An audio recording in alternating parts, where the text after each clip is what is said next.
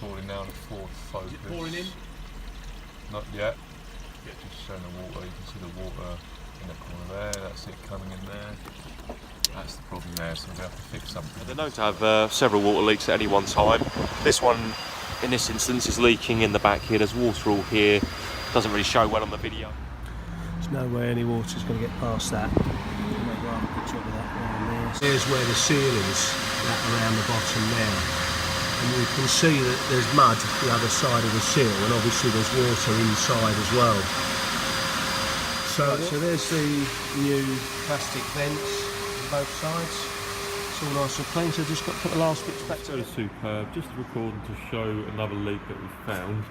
We get down here where it's fitted. Not sure if you can see here. Here's an interesting car, Golf Estate, with a lot of water in. You can see underneath the driver's carpet there, and then underneath the back there's right. So we've got a nice little low mileage Toyota Yaris. Ladies had it from nearly new, and it's got a water leak, or it did have. We've now fixed it. Now in day 2, this area here is just absolutely bone dry, but it is such a difficult car to get the water out of the foam. I've got this blower right on that piece of foam there because it's really forcing air at it, the hot air. Yeah.